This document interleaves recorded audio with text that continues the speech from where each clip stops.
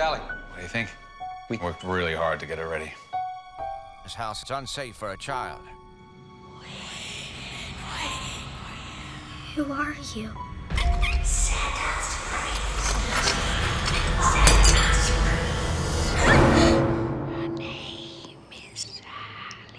I don't like it here. You just had a nightmare. I'll be right here.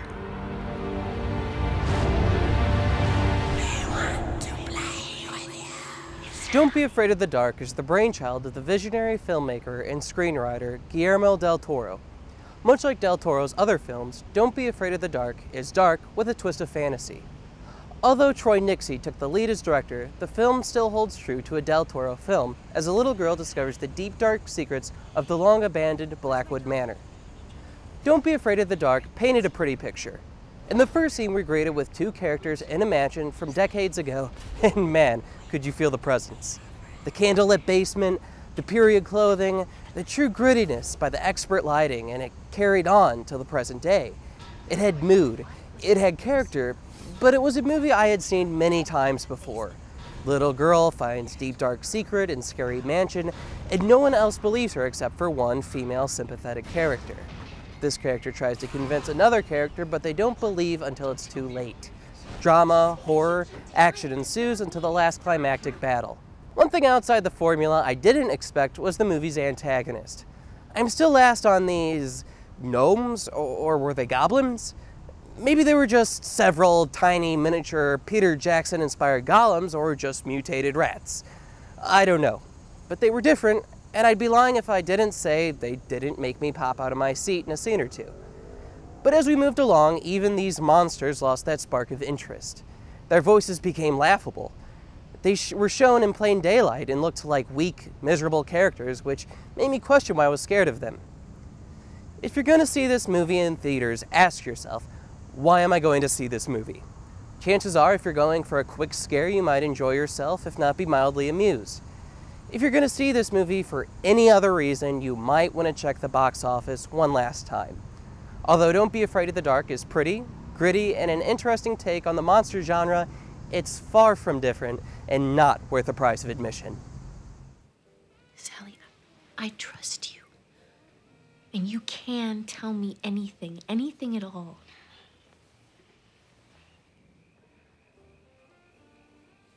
They don't like bright lights, you know. Those things. They don't.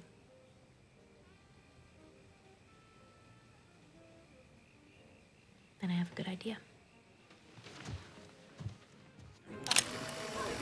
So Paul, what'd you think about the movie?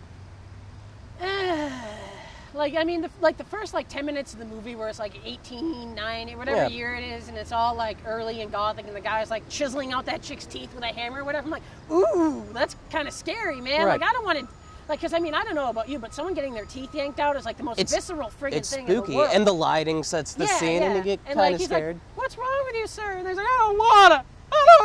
And it's scary because it's someone being forced to do something against their will, and that's the scary. That's what real terror is. That's why Stephen King stopped writing about monsters and things real people will do to each other are far more scary. Yeah. But then the rest of the movie happens. You're like, oh, this isn't living up to anything like in the first 10 minutes. And it's slow.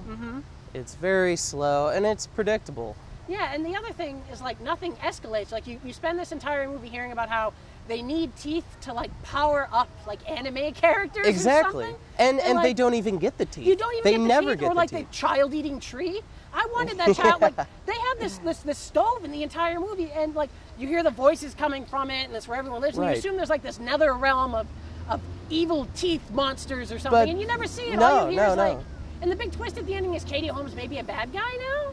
Yeah. Come on, man, give me something other than there's these little creatures that are spooky at first, but turn into these little dolls that creep around and have funny voices. Man, they look like I'm trying to think what they look like. They kind of look like a golem and every other kind of yeah. you ever seen any little miniature thing going around terrorizing people? Yeah. It actually reminds me. You ever see the episode of The Simpsons? It's the Treehouse of Horror one where Bart's bus is being terrorized by a little creature. Yeah, that's the only thing I could think of. As I said in my review, it's Peter Jackson inspired golems mixed with mutated rats. It's like, what is this? I have no idea. Man, I don't know. I mean, it wasn't even scary, that's the thing, other than just getting popped out at, like you were saying. Exactly, and it was new at first. It's like I could feel it, but then it just got laughable. It's like too much. They showed him in the light. I wasn't digging it. Nah, and I mean, it was just so predictable. And Guy Pearce just is a standard movie protagonist that doesn't believe his daughter until it's too late. Exactly. You know, and I'm just sick of that. I mean, we have so many cool horror movies that have come out kind of in the past few years, and that are just so much more fun. Yeah. And maybe like the gothic horror is dying. I don't know. I don't It hasn't know. really been like I hear Insidious was really good.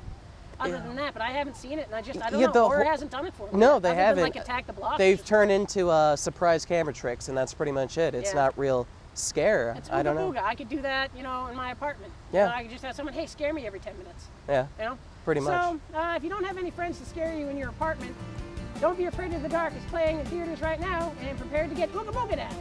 And it's definitely not worth the price of admission. Probably not, no.